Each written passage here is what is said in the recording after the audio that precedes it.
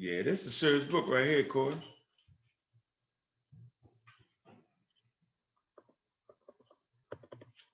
I can't hear you, yo.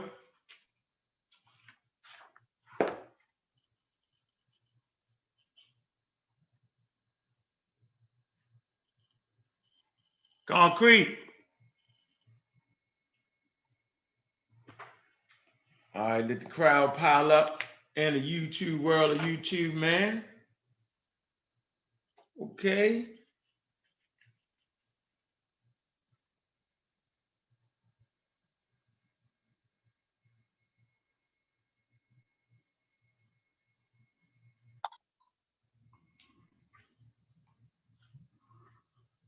How you at?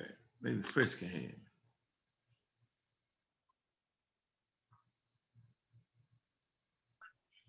What's up, Fritz? What's up, Unc? You all right, bro? Good. You all right? I'm good. Good. What up? What up, Fitz? What up? What's up, Corey? You good? Chilling, man. Live. Let the chat fill up a little bit. We ain't been live in a while. Just kind of took off a little bit to kind of, y'all know, man. No doubt. Talk about something. I know y'all just getting off of church, Fritz. I know how y'all doing in bloody old England. Say that again? Bloody old England, I know you just got out of church, yo. Yeah, they've just got out of church. Definitely not me, though. I know you did, yo. Don't stop. Stop acting like you didn't, man. To be honest, most of me would have missed this because I would have been watching the football match, but it's been postponed, so I'm here. Wait, not the real football, but the England football. The real football is English football, soccer. Right. Hello? Hello? I heard that, Fitz. Hello? Can you guys hear me? Yeah, we can hear you loud and clear, Rabbi Lewis. Hey, what's up? How you doing? I sent you the donation, brother. Got it, yo. Got it? I got it, bro. Appreciate you. I sent the thing back. You gotta be up on the technology, yo. Yeah, check your thing. You'll see I sent you something back. Appreciate that, man. You sent me something back. Yeah, I sent you a response. Oh, I got that. Yeah, I got that. I got that. Yeah, hit you with that. Yeah. Yeah, we're great starting in a couple minutes, man. We let the people pile up in the room first, man. You doing a little pseudo killers? Yeah, yeah. Let them pile up in there, man. See what the crowd got, yo. Sometimes we get an angry crowd in here, man. All right. I see you, Omar Reed. Gary Hart, I see you. African Supremacy TV, what's good? Donnie Williams, what it do, what it do? Kenan Wright, what's up? Too Smooth 71, what it do? What's up with you, Christopher? What it do? I am him. What's good? What's good? Charles Goodwin, brother from the UK. Yeah. Mika. Oh, Mika, boy, Mika be having a lot to learn. Maybe your rabbi guy helped you out. Maybe the rabbi guy will get through the pseudo killer gauntlet. I don't know. I don't know what we're going to talk about today. It's open. Mr. Lewis, Rabbi, what you want me to call you? Are we live? Talking to you, Rabbi. Are we live? Yeah, we live. We start. Oh. Okay. What you want me to call? You want me to be on live? What?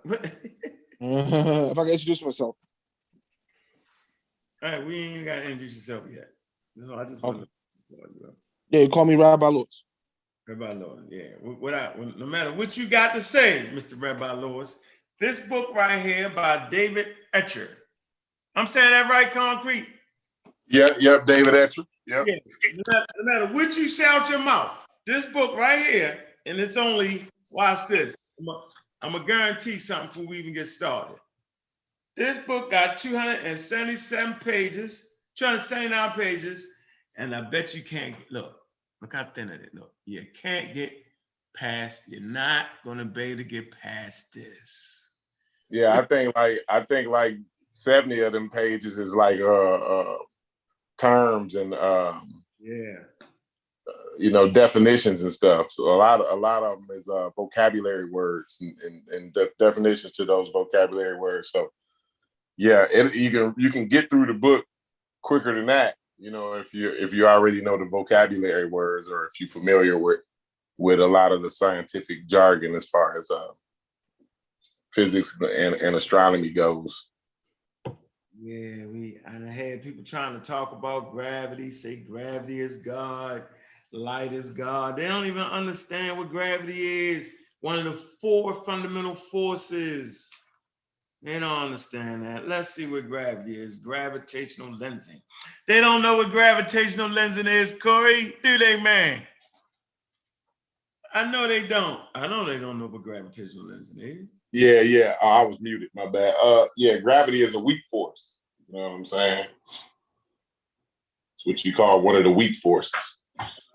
Yeah. So let's see. Gravitational force. One of the 4 fundamental forces in the universe, also known as gravity or gravitation, a natural phenomenon in the universe in which all bodies are attracted to other bodies. Yeah, so like my computer screen right here, it's always pulling towards me. We always pulling towards each other. I bet y'all didn't know that. Bet you didn't, man. Let me see who in the chat though. Yeah, I said it. I said that your computer screens you watching is always pulling towards you. All right, we got 20,000 in the building, man. We all that, man. We ain't gonna start up till we at least get 30,000. Simple as that. Simple as everything been going with your concrete, Corey? Yeah, I wanted to play that video though. Just a couple of minutes of it, just to get, you know what I mean. We ain't gonna get no copyright or nothing, but Okay. if we go back into the Pseudo Killas, I want to say it was yesterday. I got the video. It was a Lawrence Krauss short video. You got it? And I don't know if I might have sent it straight to you though. Send it to me. Hold on, let me look at where I sent it to. I sent it somewhere here. Might have been in the video. Yeah, I'm gonna send it to you real quick. Yeah, send it to me. Give me a second. Oh yeah, I sent that one video to you. That was funny. Okay. That was real funny. Oh, when old boy was in a room full of crystals and shit. Oh yeah.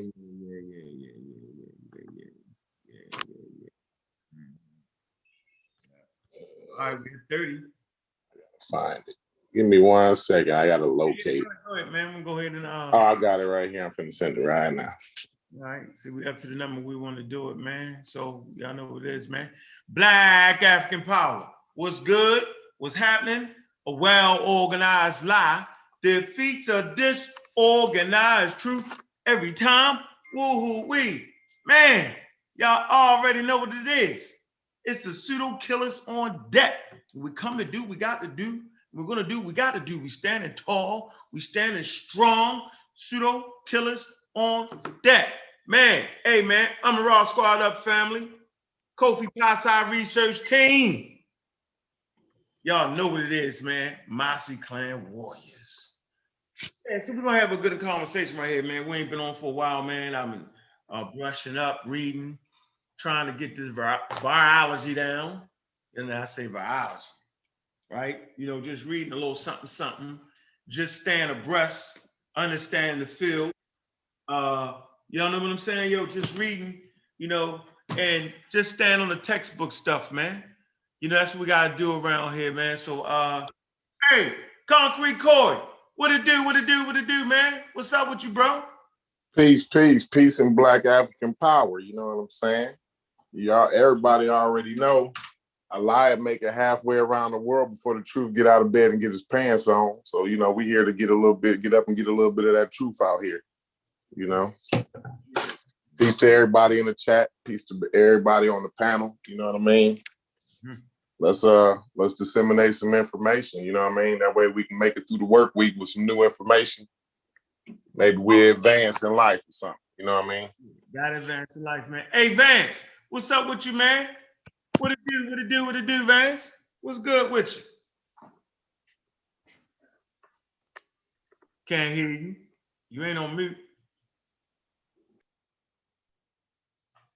All right. Malcolm, where you at? What it do, Malcolm? What's good? Up? Going on, guys and gals, pseudo official. Philly. In the building, man. Peace to everybody in the chat. Peace to everybody on the panel.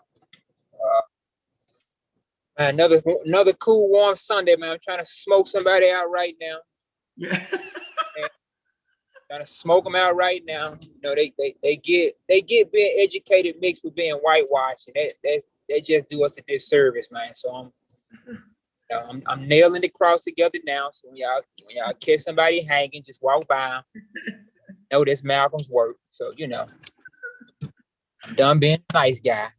Yeah. Okay. All right.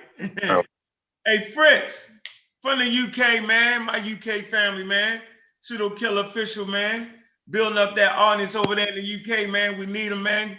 What's up with you, though, Fritz? What it do? What it do? What it do? Yeah, I'm good. I'm good. Big up everyone on the panel.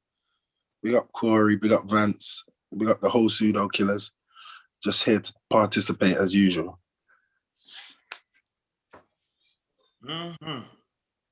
Good to have you. And so we got a special guest. All right. And of course, you know what I'm saying, when we got a special guest, we let them get their thing off, right? Let them get their thing off. Hold on. Let me see. Nahisi. That Nahisi? It's got to be Nahisi. Must have fell out. Nahisi ain't on. We got He is on. He's trying to join. Hold on. Oh, you trying? Okay. He must have went out. All right, there you go. There you go. Nahisi. Man, Pseudo Killer official, man. I'm a Raw Squad official. Master Clan Warrior, man. What's up? Might be at the job. I don't know. Okay. So yeah, anyway, we got a special guest. Here's Nahisi.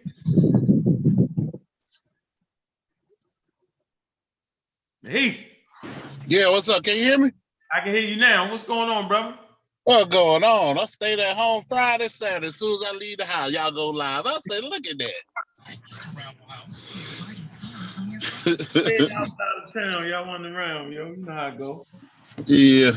Running around, yo. Anyway, man, welcome to the panel, man. I'm a Raw Squad official. Master Clan Warrior. Somebody call. Everything good with you though? Yeah, everything good with me. How it going with you?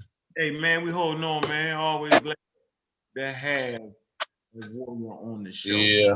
Yeah. I see this. We ain't live. I see they trying to beat up on Clyde Winners, huh? Huh? It is live. What you mean? Oh, it is live. I don't see no live button. You don't see it? Well, it's there. Wait, get out of my business. About to say something reckless. Yeah, it's like it ain't colored red no more. It's like in the other corner too now. The live signal.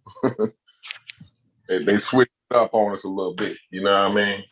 Yeah, they trying to set us up, Corey. That's what that is. Man, it's a conspiracy, man. Some kind of conspiracy. Man. So you can say something, they take your channel down. You didn't know you were live. Yeah. Oh, man. Yeah. So yeah, check this out, man. We got, like I said, we got Rabbi Lewis. Y'all say, well, what the hell is a rabbi doing on the show, man? We're gonna find out. Got a call from the brother, right? He said he want to come on. He want to have open conversation, open discussion. So, ladies and gentlemen, I bring you Rabbi Lewis.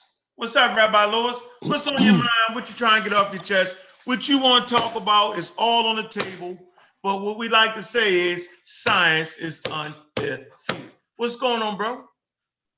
Bismillah ar-Rahman ar-Rahim. I bear witness that there's no God but Allah, and that Muhammad sallallahu alaihi wasallam is his messenger. And I seek refuge in Allah from the errors of our own egos. My name is Rabbi Lewis, aka Louis Islam. Me and I'll go way back. Yeah, Islam. definitely, brother. Walaikum salam. Me and brother, I'll go way back to the Nicky Love days back in like 2009. So we haven't spoken years, brother. So it's good to be here. If I can introduce myself. Yeah, we waiting on you. Mashallah. So my name is Rabbi Lewis. I'm a polymath. I'm a student of the late Dr. Hulda Clark, who was a PhD in zoology, but she used to study parasites in animals and humans. Her name was Dr. Hulda Clark. She developed something called the Zapper, which kills parasites in the human body. I'm one of her students. I have an academic background in parasitology. I also have a background in investment banking. I work in investment banking. What else I had to say? I've been a vegan off and on for 10 years. Student of a published author myself. I've written over 30 books on Amazon. Check my books out on Amazon.com. Last but not least, I'm a student of Ty Lopez, Alex Murr, PhD. Alex Murr just sold a dating company called Zeus for $300 million. He started a dating company called Zeus. Sold it for $300 million. Ty Lopez, my other teacher and mentor, just acquired, he's a multi-millionaire. He just acquired 5 companies. He acquired Dress Barn, Pier 1, Model Sporting Goods, and Radio Shack, and one other company. And he's a multi-millionaire. He also was known for social media marketing. He took like Dress Barn, which was a distressed brick and mortar company. He took it and turned it to an e-commerce venture. He specializes in social media marketing. Like I said, I have a background in investment banking as well. I work in investment banking professionally. Last but not least, like I said, you can find my books on Amazon. Just type in Rabbi Lewis. I've written multiple books. Most of my books on Jesus and the Gospels, right? But I have books on the stock market as well. So, yeah, that's a little bit about me. All right. So what you want to talk about? Parasites, viruses, vaccines, God, what? I heard a lot. I heard you say a lot. What you want to talk about first? Yeah. Mashallah. Well, before we get started, share a story with your audience. I ain't hear you. I said, before we get started, can I share a story with your audience? Yeah, you sure can. What's the story about? Go for it. I want to say consider Islam, my friends. I'm a Muslim from the Shia sect. And I used to be a Black Hebrew Israelite. So I know that's going to be interesting tonight. But, there was a guy who killed, you should ever tell right at my lobby, please. He tells the story better than I can, but I tell it all the time when I get a chance. To show the mercy of Allah, it was a guy who killed 99 people, right? And he went to a sheikh, or like an Islamic sheikh, and he asked the sheikh, can I be forgiven? Because I killed 99 people. So he's like, can I be forgiven? And the sheikh told him no, right? So he killed him. The guy killed him. So that was his number 100 dead body that he caught, right? And he goes to another sheikh, and he asked the sheikh, okay, I killed 100 people. Can I be forgiven? And he told him yes. But he told him, what you need to do? You need to go to the masjid and make hajj. You need to go to the masjid and repent. So he said, okay, cool. So he gets on a boat to go repent, to make Toba, which is Arabic for like repentance. And I forgot to mention, I took Arabic courses. I've written multiple books in Arabic language as well, excuse me. So he goes to repent, and he dies on the boat on the way to make Toba, to repent. So he dies, and the death angel that takes you to Jannah, paradise, and then the angel takes you to Jahannam, the hellfire. They were arguing, what should we do with this guy's soul, because he was so wicked. And then, so the death angel goes, one of the other angels said, you know what, let's go to Allah, subhanahu wa ta'ala, and ask him what we should do with his soul. So he says, okay, Allah goes, you know what you guys should do? If he was closer to his destination, take him to paradise. If he was closer to where he started, throw him in the hellfire, right? So they measured the distance of the boat when it took off, when he died on the boat, and his soul went up into the spiritual realm. And he was closer to where he started. So he was supposed to go to the hellfire, but Allah was so merciful. Ya Allah, Most High Rabbi has so much mercy that he moved the ground, he moved the waters to make it look like he was closer to his destination than when he started. And that was one of the most beautiful stories I've ever heard. And hopefully that story changed your life. I don't know what the hell you was talking about. Did anybody understand that? I ain't trying to be funny. I'm trying to figure out.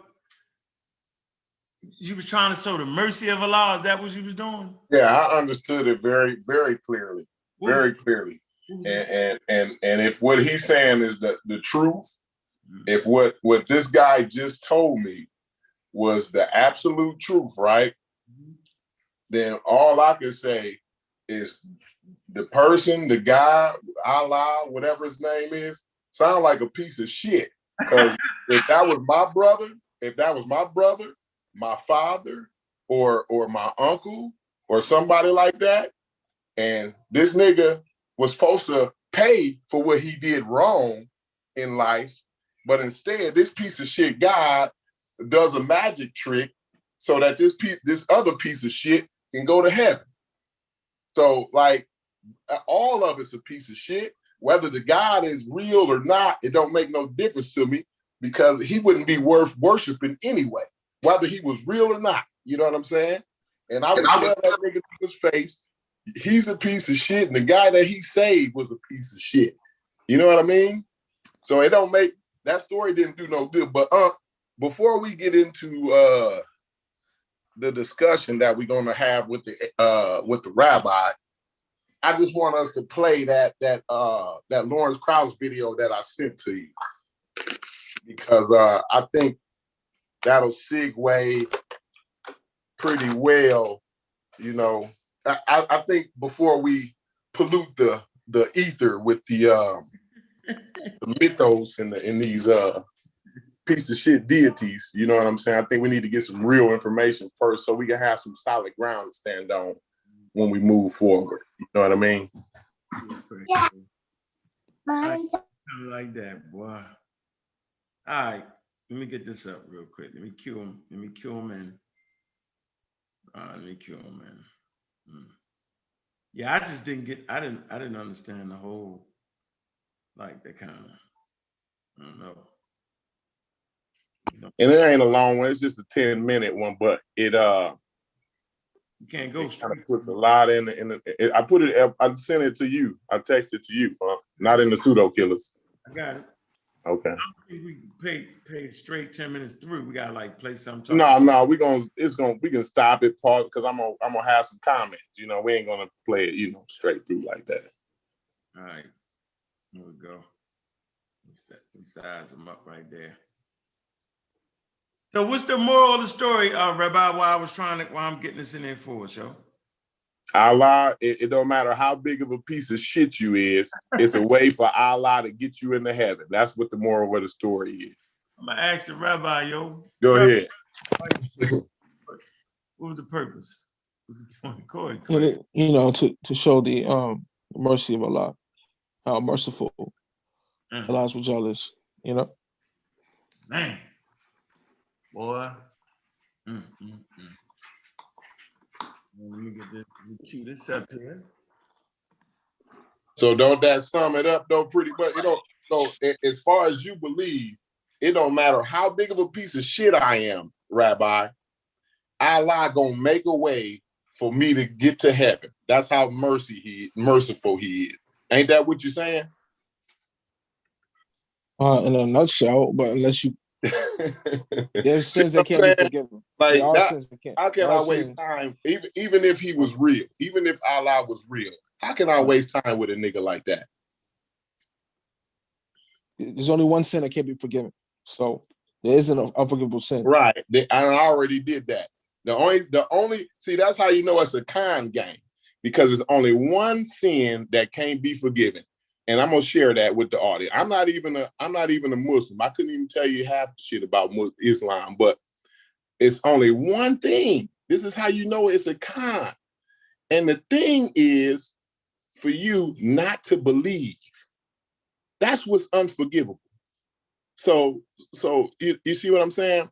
You can do you can rape babies, you can cheat on your wife, you can steal, you can kill, you can lie, you can do everything and still make it to the pearly gates, right? But the moment that you say, man, this nigga, I don't think this nigga's real, then you're going to hell. See what I'm saying? As soon as you start thinking critically, this is how you know it's a con game. Because when you start to think critically, now that's unforgivable. You know what I'm saying? When you decide for yourself that I'm not just gonna believe, I need some more evidence. Believing what this rabbi tell me, and then the other rabbi tell me, and the rabbi before him told me, I have to believe them. I gotta believe what these people wrote down in this book. Otherwise, if I don't believe it, then God is gonna send me to hell. Mm-hmm. You see what I'm saying? That's how you know it's a con game. But go ahead, y'all. Goodness gracious. Okay, so you want me to play it from the beginning? You hear me? My bad. I was on mute. Yeah, go ahead, play it from the beginning, man. It's all real quick. You know, it's compact, real good information. 10 minutes worth. So I'm gonna play 3 minutes, and then we can talk. There we go.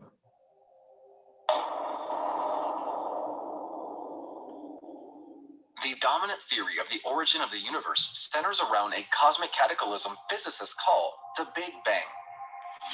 The Big Bang theory arose from the observation that other galaxies are moving away from our own Milky Way galaxy at great speeds in all directions. The theory offers a comprehensive explanation for a broad range of observations of cosmic phenomena, including the abundances of light elements, the cosmic microwave background radiation, the large-scale structure, and Hubble's law. Our current understanding of the nature of the universe and its subsequent evolution largely depends on the work of perhaps the most popular scientist of all time, Albert Einstein.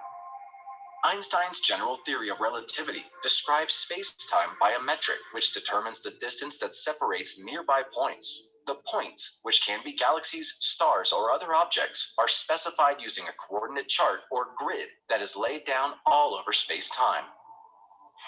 Einstein had just developed his general theory of relativity in 1916, and an interesting time because he had developed that theory, which was the first theory of not just how objects move through space, but how space itself could expand and contract and be dynamical. A remarkable theory that told us that space curves in the presence of matter. And it was beautiful, and he kind of knew it was correct.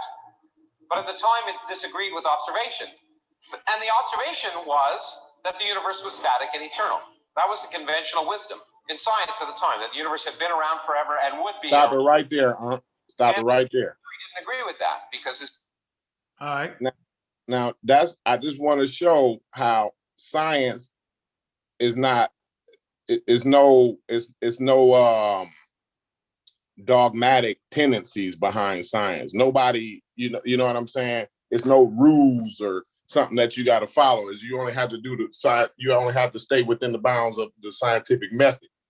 And so, but they thought that the universe was static and eternal, and they thought it was always here and it was always going to be. But now we have information that shows us, when we see the cosmic microwave background, that we can look at and that we can get byproducts from.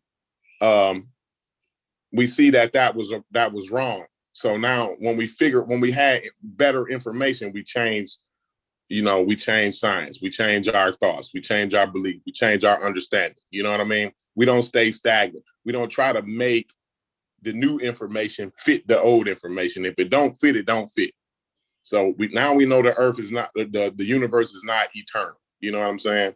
But you can play a little bit more. No, that's a good point. The same point is to be made with the mRNA. All right. The mRNA, science fought against the use of that in that way as a medicine. Okay, so it took a long time for it to be able to break through. So yes, science does not stay static, and based off of new available information, we will change our damn minds, because that's when you learn, when you figure out you're wrong. So let me keep going. Hey, I see you, Chef Renell. What's good, man? What it do? You must can't hear. Must be reconfiguring the system. Let's keep going. This theory, general relativity, suffered from the same problems that Newtonian gravity suffers from. Gravity sucks. It always pulls, it never pushes. And if you put stars and galaxies out there, they will not just stay there. Gravity will produce a universal attraction that will pull them together. All right, hold on. We can't play commercials on this one. We can't pay to do that shit. So let me just do this for a minute. Hold on.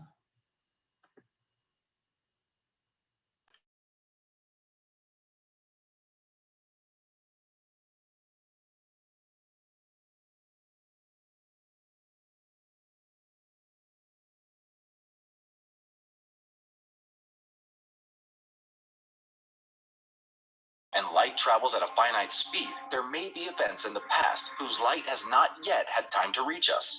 And because space is expanding and more distant objects are receding ever more quickly, light emitted by us today may never catch up to very distant objects. According to the Big Bang Theory, the universe at the beginning was very hot and very compact, where it is thought that at a such incomprehensibly dense, energetic state, the four fundamental forces, gravity, electromagnetism, and the strong and weak nuclear forces, were forged into a singular force. Since then, the universe has been expanding and cooling down. So the natural question arises, if this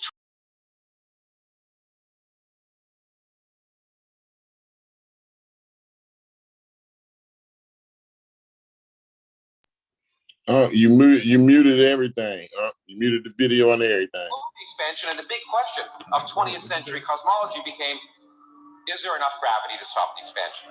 How will the universe end? Will it end with a bang or a whimper? Will it end with a big crunch, the reverse of the Big Bang, or will it expand forever?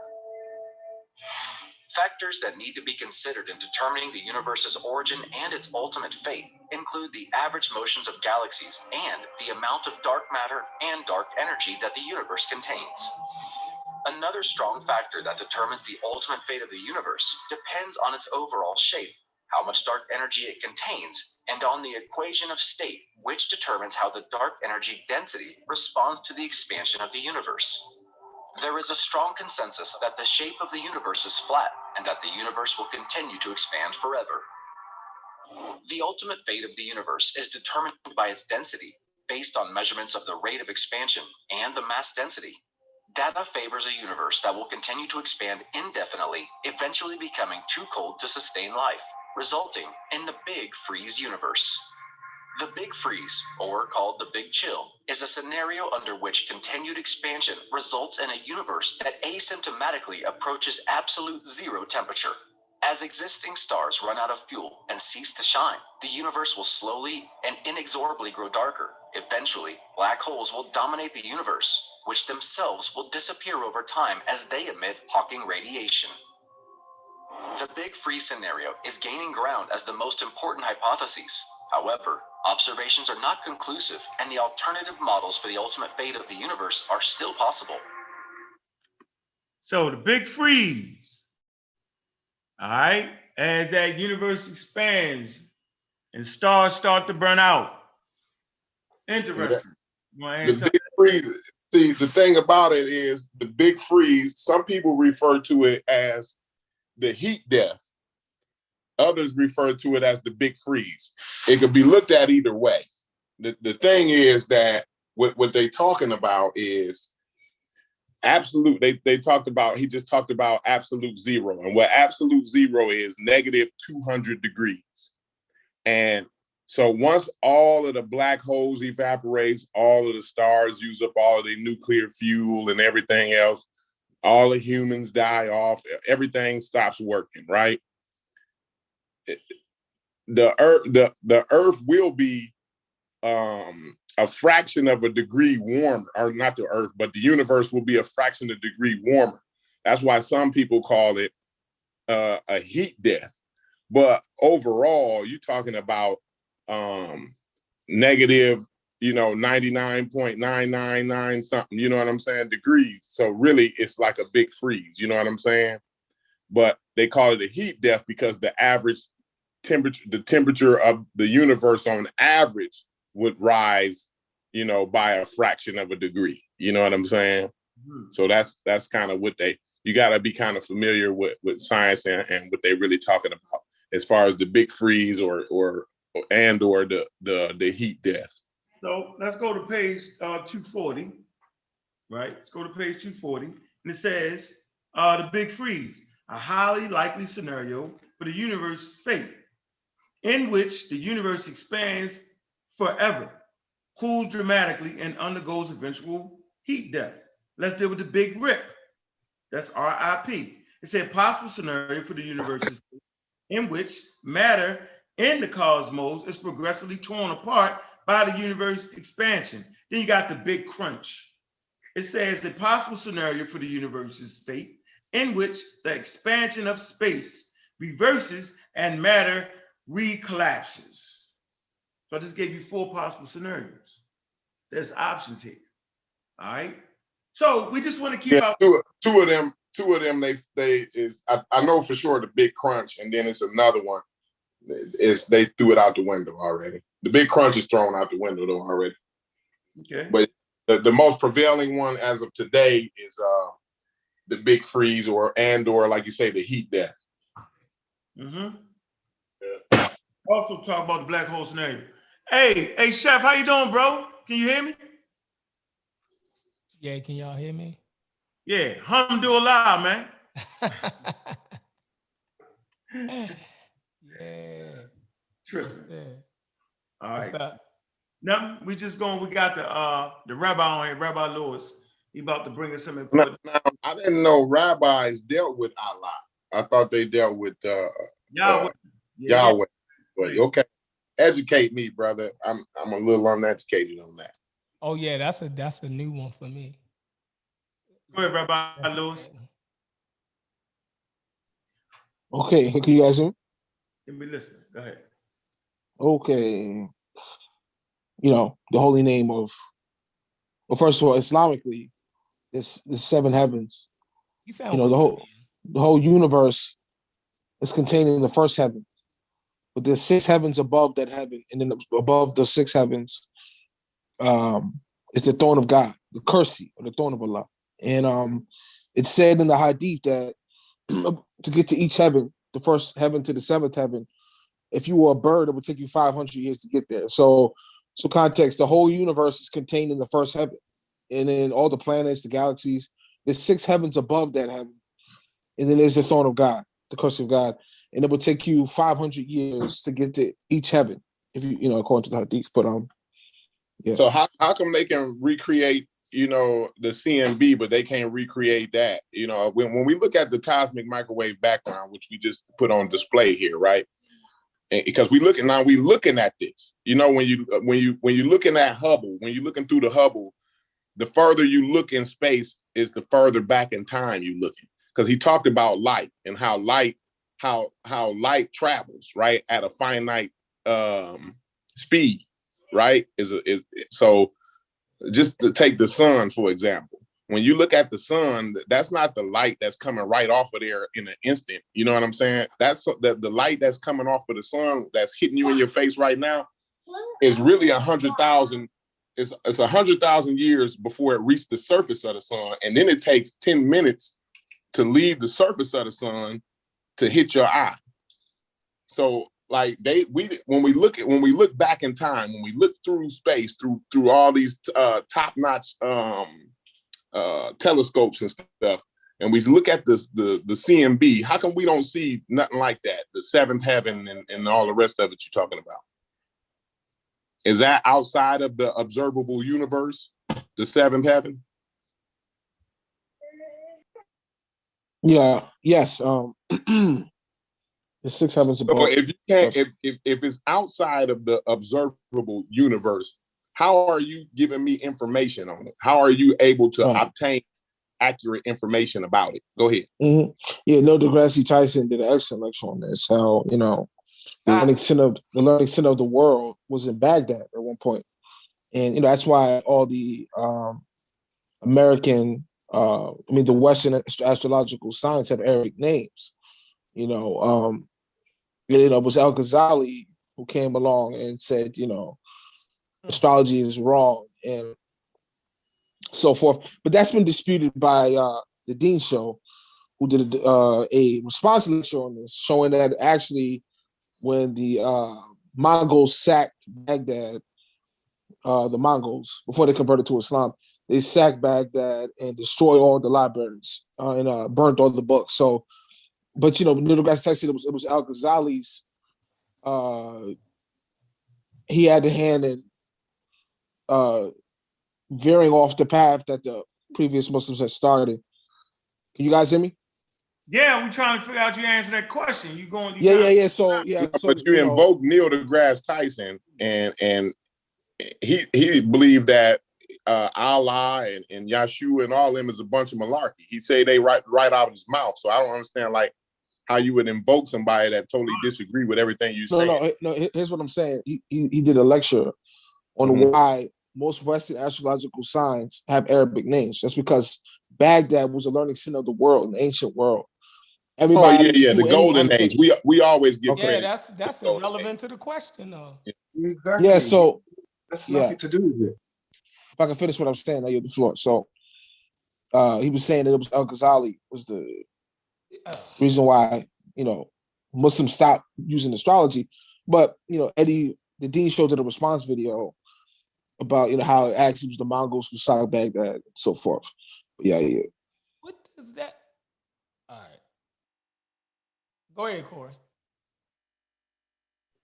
How's that answering the question, though? Well, to answer your question, Muhammad dealt directly with the angel Jibreel. The angel Jibreel was an angel. He talked to him, I think it was 23 years in the cave of Hira, if I'm not mistaken. I think it was 23 years. Excuse me.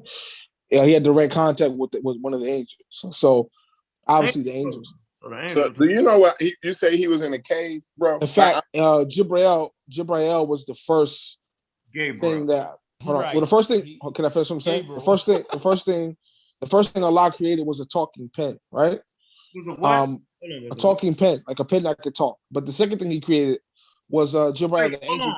But let me slow you down, bro, because we got to get because we got an audience, and you already sped past me. Maybe I'm just slower than everybody else. But you said that he was in a cave, right? I just want to get that clear part, right? Yes, yeah, he was in a cave when he spoke to the angel. Continue. Go ahead.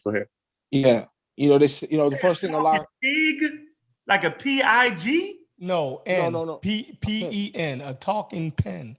Like something you write with? Yes. Yeah. That was the first thing Allah created. Nonsense, but go ahead. Yeah, the second thing he created was the angel Jibreel. It was the second thing he created. So the first thing he created with a ruach or ru was actually the angel Gabriel, not Jesus. Jesus was the first thing God created. Not Islamically, that's not the case. He created Jibreel first, and they say that Jibreel is so large, he's so big that in Arabic it says he's so big that it would take you, I think, 500 years to get from his ear to one of his wings. If you want to travel on a boat from Jibreel's ear to one of his wings, it would take you 500 years to get there. That's how large Jibreel is up in the Jannah, up in the spiritual realm. So the reason why Muhammad sallallahu alaihi wasallam knew about this stuff because he spoke to the angel Jibreel personally, who obviously knows what he's talking about. That's how he knew there was 7 heavens. Wait, they don't use years when you talk about in space, though. They ain't 500 years. Let me see. Huh. Okay. So you see the screen here, though, right? So this is what we talked about. Cosmic background cosmic background radiation. Now, based off the color, we know this comes from the European Space Agency, all right? The Max Planck Institute. So this is actually the second one. That wasn't the original one. All right, NASA did the original one, okay? But they wanted to back it up and do a different space agency to see how it was. So we talk about measuring the universe, how old it is. We look at the cosmic background radiation. All right, but this one particular one is from Max Planck. So a very important question was asked, right? How do you observe that it takes 500 years on the third plane, or whatever you said, from a wing? Like, how do you reproduce that experiment to know that's the truth? That's basically what we're saying here. You said it was in a hadith. So, and we know that the Arabs reached the golden age of science and mathematics.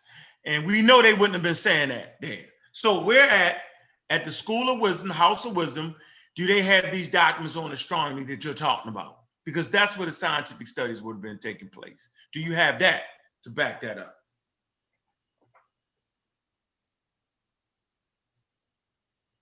But before he go, I just want to say, because I like to keep everything on a short level. I don't like to get too complex. You know what I'm saying? So he talked about this guy. He's in a cave, but we know today, like we know that when you're in isolation, they got prisoners that be in isolation, right? And if you put these people in isolation, for more than a week, they already start, hallucinating and all of that. So you said this guy was in the cave for how long? He said 12 years or 12 months, I believe is what he said. By Shame the on me time, for not. Well, go ahead. Can I say something? Because with Corey, he's got to what Uncle's saying. Time is Mhm. relevant. What is he timing it to? What year? What is he timing it? It's relevant to something. Is he talking about Earth years, light years, Pluto years, Mars? What one? Yeah, because a year ain't a year is only an Earth thing. We only deal with years on Earth because the rotation around the sun. Hey, Corey, Uh-huh. and somebody in the 6th century in Arabia was dealing with the same time scale that you're talking about. Right. The same calendar year, earthly year is what Yeah. they was talking about. So it's no point of talking about anything dealing with space, time, and that type of mathematics because they wasn't dealing with that then. They didn't know about light and how light traveled through space and the speed of light traveling through space. They're talking about something. They're talking about a 6th century understanding, right, of time. And it was Earth time. They wasn't talking about anything else. You can't take modern science and then lay it over 6th century. Right.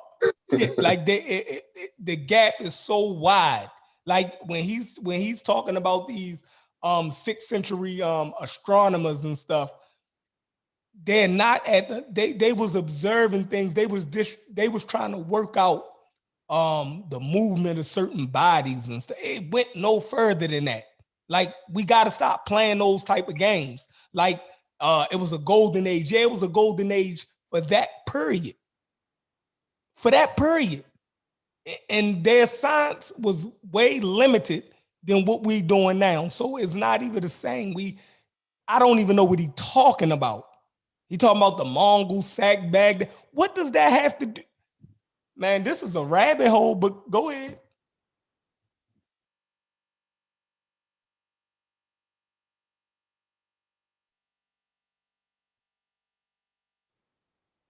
Rabbi Lewis, you can go ahead. oh, okay. Excuse me. Okay. I'm a public author number 30. I wrote a book on flat Earth called "Is the Planet Earth Flat? An Islamic Response to Academia and French Scholarship," where I go into some history, Islamic perspective of flat Earth. I don't have time to get to that the whole thing today. Say the Earth. You ain't saying the Earth is flat, are you? No. Oh. What are you saying then? You said the Islamic perspective of the flat Earth. Yeah. Let me give you some. Oh God, hold on one second. But you're not. So you're saying the 6th century Islamists had a theory of the flat Earth?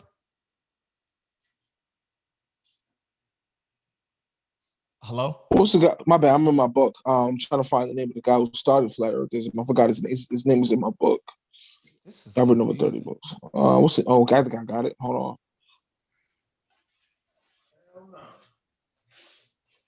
Sorry, guys. I don't know. They doing maritime? Was they traveling across? Doing ocean travel in the 6th century. Yep. So they knew for sure that the Earth wasn't flat then. I can tell you that. Yeah, he don't think the Earth is nah. Okay, all right. I just want to make sure of that. No, the Muslims. Matter of fact, the Muslims actually support evolution. Real Muslim do.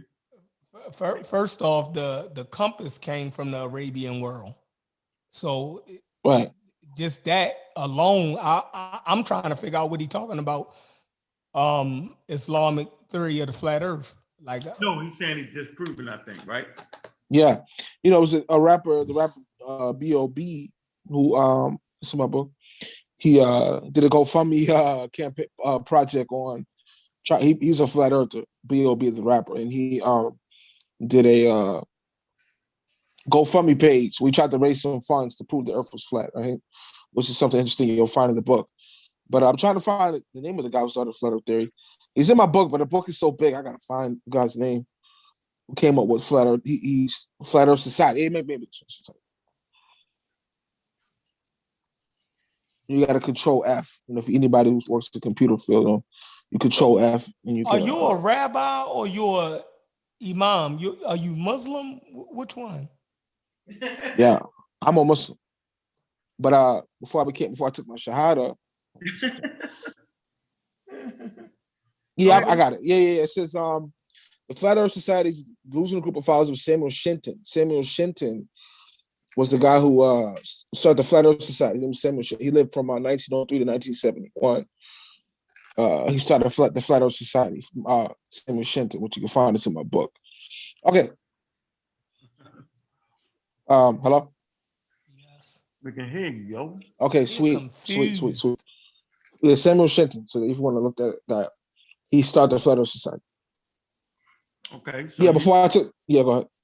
you know we ain't gonna let you get away with the whole angel wings in 500 years, yo. You gotta show us how you can be.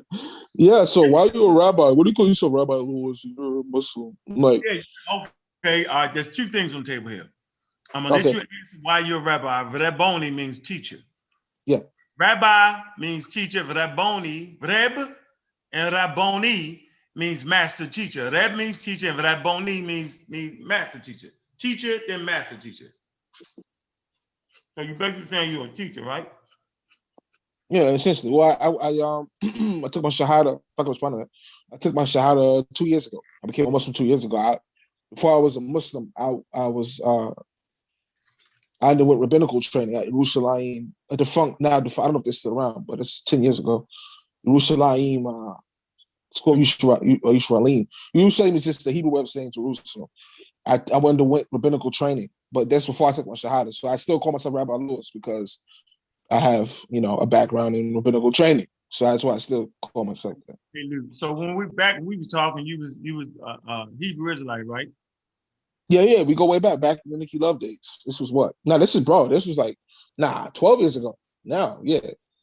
So maybe we beat you up enough, you'll get off of that one. But that's why I'm here. We can hash stuff out. We can hash out our differences and have a civilized conversation. Christianity, yo, because I probably ran you out of the Hebrew thing. I probably did. I'm still there. You probably say, man, that was dumb. Okay, so listen. We got the rabbi thing, you mixing and matching. Okay, that's a red flag. That's a red flag for us over here. But get back to explaining, like I just showed you the cosmic background radiation. I didn't show you NASA's version, right? I showed you the European Space Agency from the Max Planck Institute to show you that two different agencies confirm it. So we're not just using one thing or one source here. So you was trying to explain to us how there is 7 heavens, but yet you talked about the house of wisdom, you talked about the golden age, but what you didn't do was you didn't tell us where your source came from. Matter of fact, you did. You said it was from one of the would you read not the Quran itself, but what the Hadith. So you told us in the Hadith, but I'm saying this is a scientific conversation. Since you know about the house of wisdom, where in the house of wisdom during that time was this thing confirmed? If it wasn't, say, no, it wasn't, it's part of the religious information, then we can move forward. But if you stand in here and trying to fight, it's going to get ultra silly. So but go ahead, though. Do you have any evidence to support that from 16th century Muslim scientists? Well, Elon Musk, who he started a company called PayPal, if I'm not mistaken, and he owns a company called Tesla, is talking about getting us to Mars. Biblically speaking, the Hebrews believe that the earth was flat. And I can prove the Hebrews, not the Arabs, but the Hebrews believe the earth was flat because there was an event where Joshua, I believe it was fighting with some Canaanites. I think, right? And he prays to Hashem. He goes, Hashem, I need you to stop the sun from moving, right? So I can continue to fight so it's not dark while we battle on the battlefield. And Hashem stopped the sun from going down. So modern science says, if I'm not mistaken, the earth revolves around the sun, the sun revolves around the earth. Which one is it? What? What? The earth revolves around the sun in 24 hours and a half. What? What you saying? The earth revolves around the sun, correct? Yes. Yes. Yeah, well, according to the Hebrews, the sun revolves around the earth. They believed it backwards because he asked Hashem to stop the sun from moving, which is against science. It goes against science. If you go to the book of Job, it tells you there was molten glass. It says right in Job. That Job was an Edomite. Some say he was the first book written in the Bible. He said there were molten glass over the dome. So the Hebrews believe that most Hebrews believe the Earth is flat, and there's a molten glass over the dome, and you can't get outside the dome. This is why there's no aliens or anything when you go out in space, because there's nothing out there. It's just molten glass. You can see space through the molten glass, but there's a dome on top of the Earth where you can't penetrate the dome to get out the dome. So most people, Hebrew Israelites believe in flat Earth. I'm just giving some respect. But you have a lot of information. That's the firmament. Is that what they call the firmament? Yeah, the firmament. They believe that there's a dome over, or there's a dome over the Earth. You can't get out in and out the dome. So Elon Musk talking about getting us to Mars. That would be impossible to go to Mars because Mars is not real. It's just a lighting system to tell time with. So you do a lot of reading.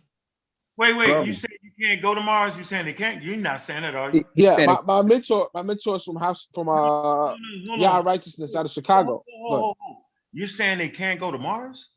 No, I'm saying the Black Israelites. They used to be a Black Israelite. Okay. Wait. Bro, I asked you a damn question. You took us down to Elon Musk. Yes, sure. Yeah, sure. The question was, come on, man. You know what the question was? I was asking about the angels' wings in the heavens. How we confirm that. You went to Elon Musk, you keep shifting it. So at this point, I'm thinking you just don't know.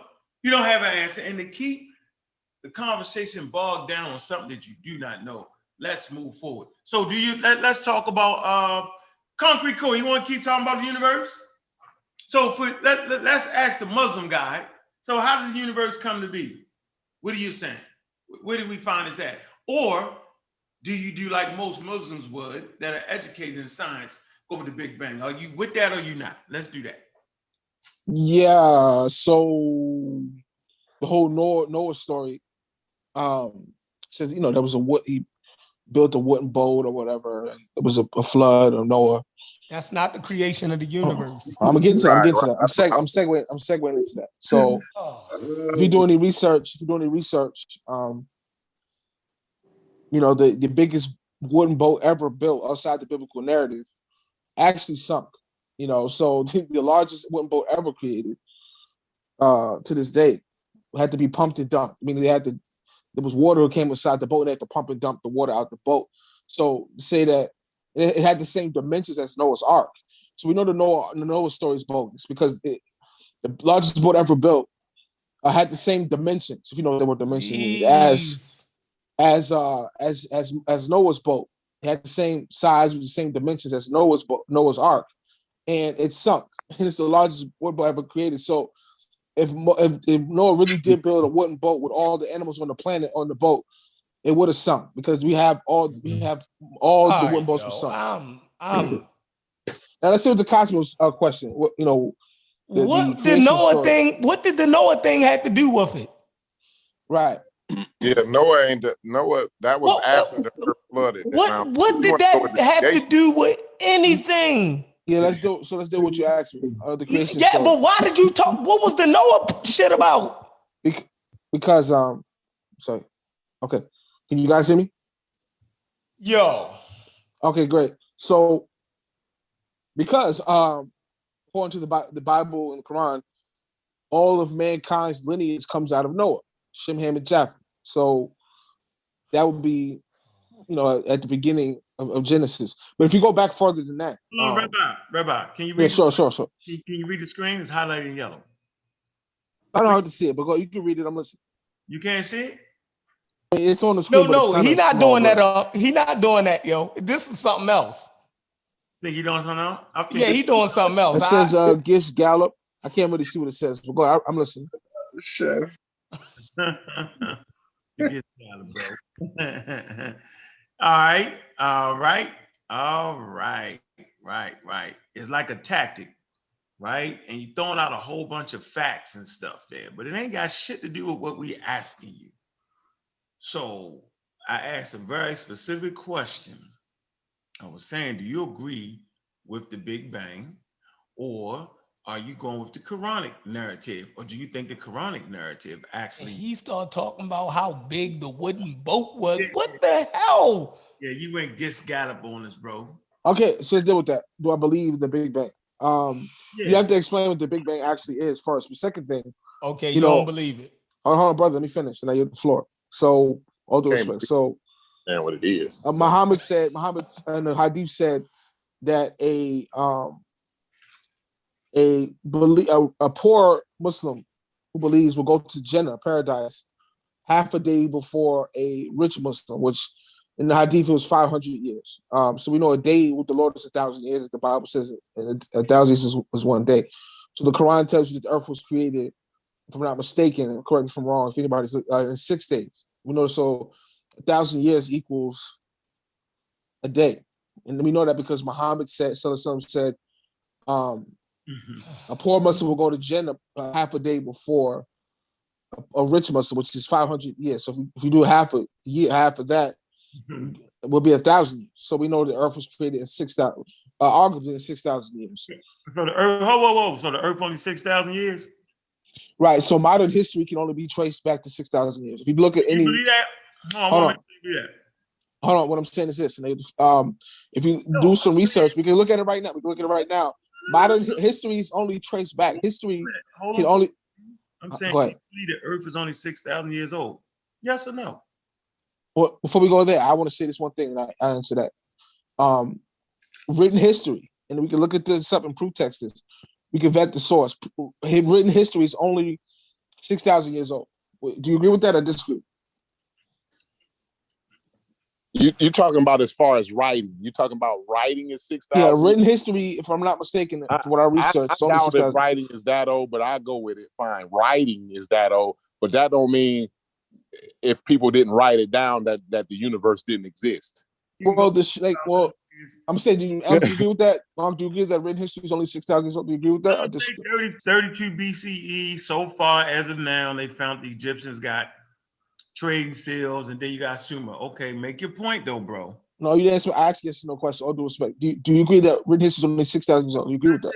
Said it. No, not quite 6,000 years. A little less than that. But go ahead. Less than that. Okay, so there you go. So written history only goes back 6,000 years. What was going on before that?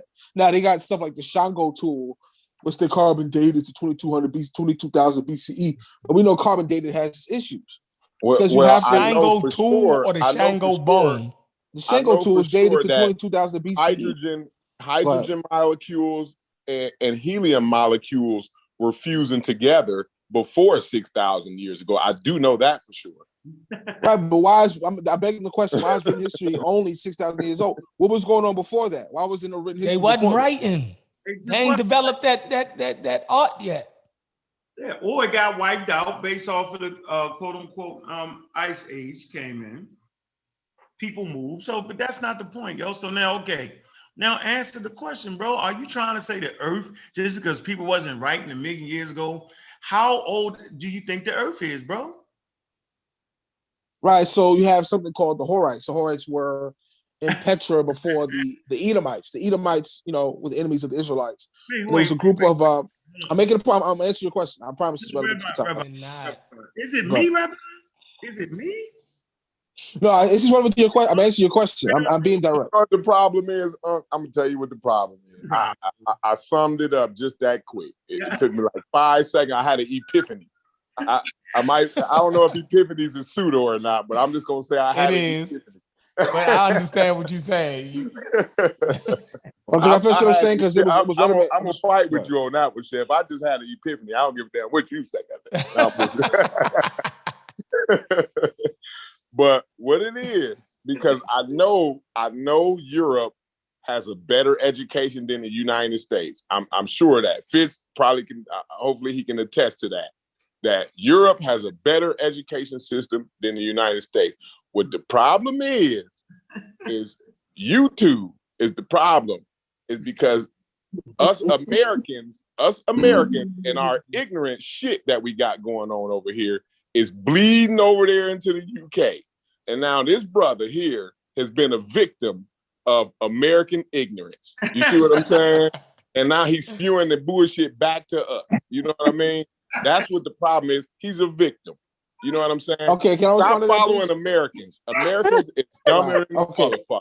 Okay, can I respond to that, please? Can I respond to that?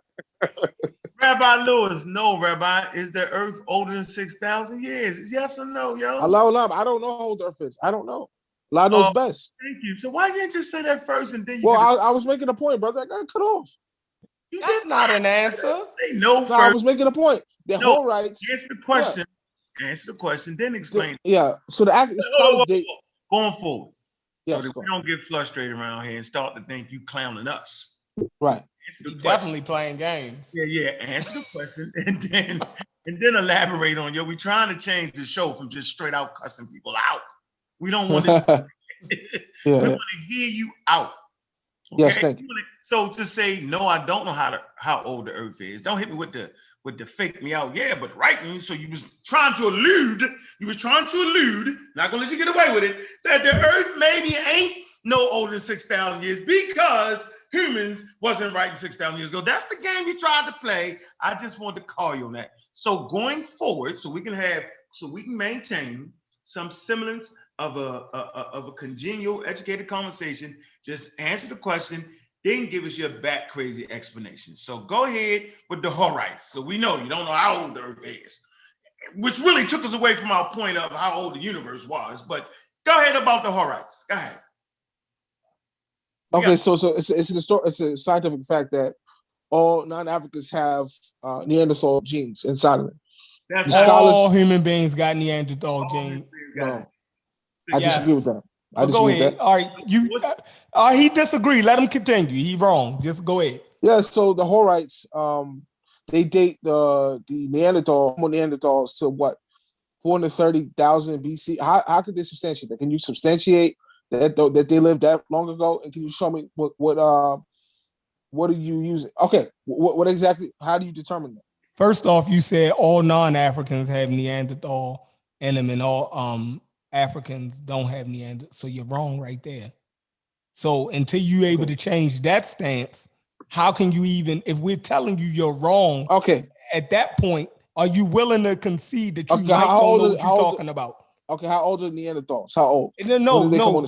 First off, let's deal with your first wrong. Okay, so let's say Africans do have Neanderthals. Okay. No problem. We can stop there. Cool. How old are the Neanderthals? And prove it. And show and prove. How old are they? Yeah, how old are you saying they are?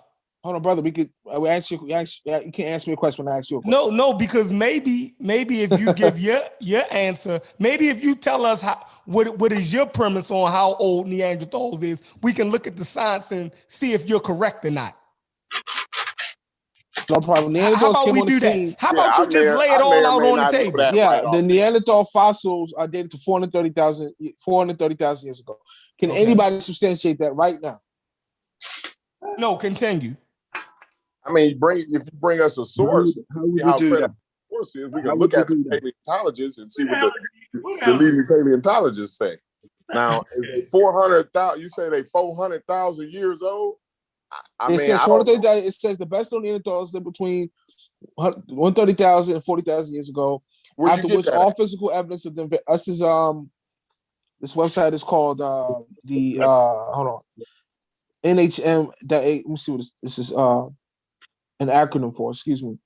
This is from a credible website. It's called. Why is my computer not loading? I don't know. What this is an actual credible website. This is a natural. I'm sorry. Hold on. This is Natural History Museum. It's the Natural History Museum. They're probably right. Now, what did they say? What did it say? It says Neanderthals have a long evolutionary history. The earliest known examples of Neanderthal-like fossils are around 430,000 years old. There you go. There you go. So prove that. Show and prove that they're 430,000 years old. Well, they got the bones. They got the bones. How are the bones being dated? No, bro. This okay, go ahead. You is not going to go to the fucking Natural Museum of History. Read something that goes against what you're saying and agree with us. Then you go against them. Find another source. That's ridiculous.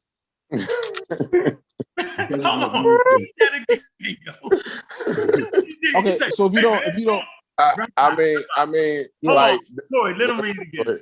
Go ahead. This is you did, Rabbi. You was like, hey, I'm gonna read the source for you. You ain't got a source. You was like, ain't no Neanderthal bones 400,000 years. Now read that again real quick. Go ahead, Rabbi. The store, it says it's a Natural History Museum that is in the UK, in Europe. Okay, the Neanderthals have a long evolutionary history, right?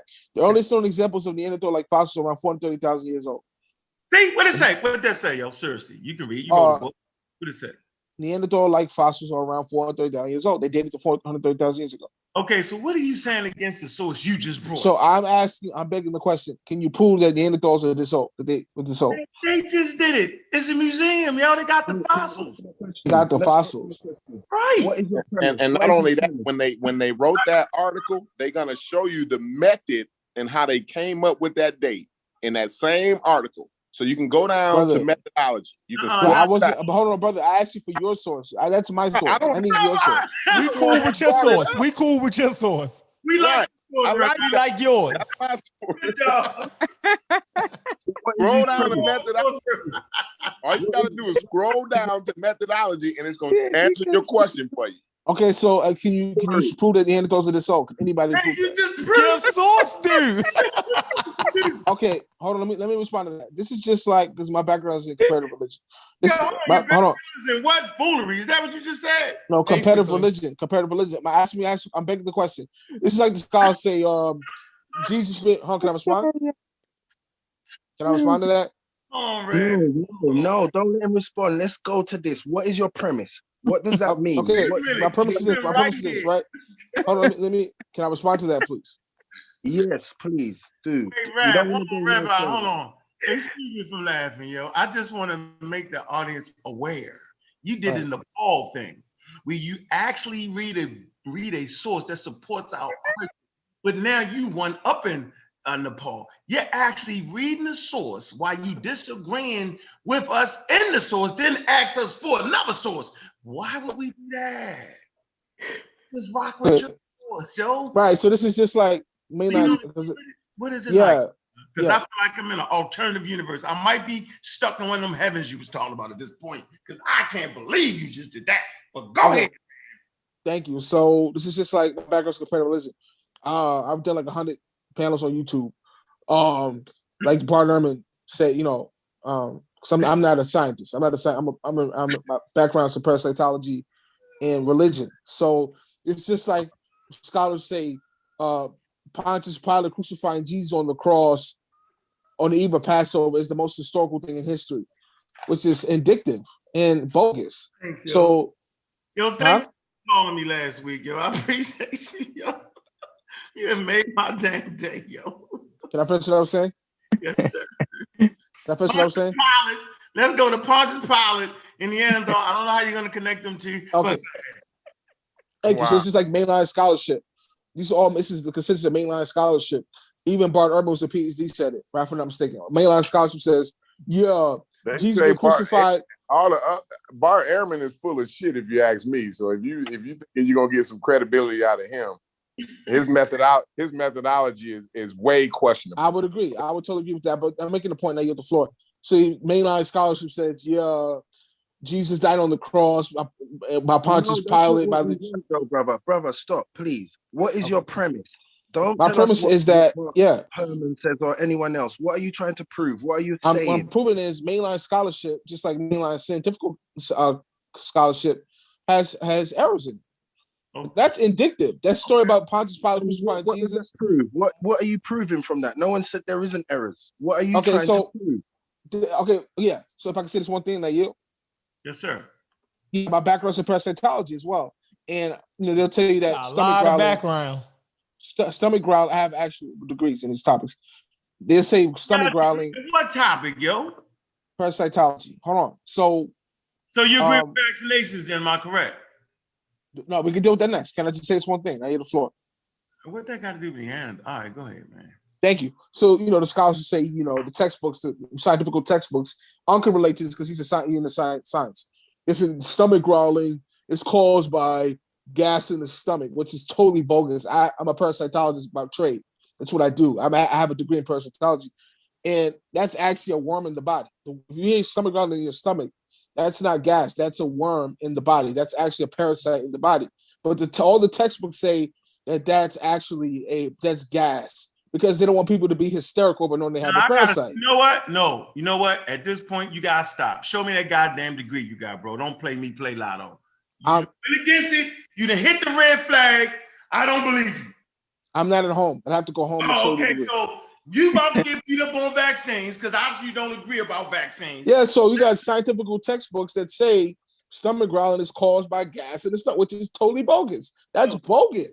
What says who? You said it's a worm in our stomach? That is actually a parasite in the That's body growling? that causes stomach. Yeah, that causes stomach growling. How do I know? Because I have a background in I have a degree in parasitology.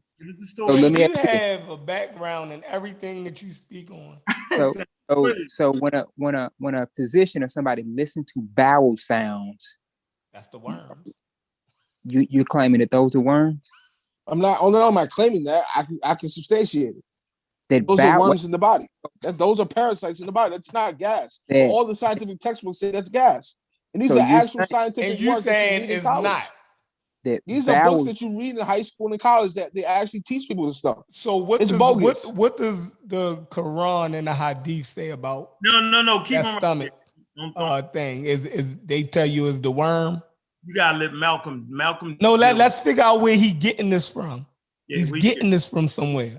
You getting it? Yes, I already quote the source. Hulda Clark. I'm a student of the late Dr. Hulda Clark, who was a Who? zoologist. Hold on. Hulda Clark. Who? Give me his name. How you spell it? Hulda Clark, Hulda Clark. She's a woman, not a man. She's a woman. Hulda. C. Clark, Clarck. A prophet. Hulda Clark. Hulda Clark. Hulda Clark. Clarck. You know, the funny thing is, What's the middle specialist- name? Hold on. I'm just trying to get here. Okay. Nah, she a Canadian woman, yo. Yeah, that's her. That's Hulda Clark. You can pull her bio up on Wikipedia if you got a minute. Yeah, hold on, bro. Hold on. I'm gonna see. Let's see. I really just want to educate them, you know, like boom. Where you at? Where you at? All of this. If you're all over the place, understand the science first before you get into it and start saying you know shit. Oh man, we're gonna get her out of here quick. Oh man. Oh man. If you could screenshot that big bro Anka so people can see it. I want to see something first. I don't want to jump the gun. But I'm kind of feeling We smelling. done jump past the Neanderthal. No, Like, how the fuck did we get here with a worm in the stomach and it's not gas and it's a worm now. so what is a fart then? I mean, like The worm burping.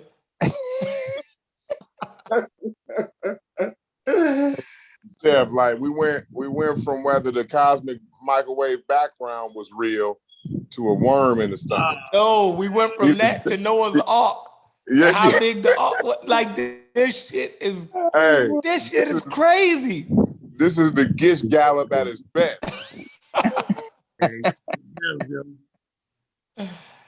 It's like Gish Gallop and red herrings. And Yo, bro, you bait you want to pull that up? You want to pull that up so we can see that?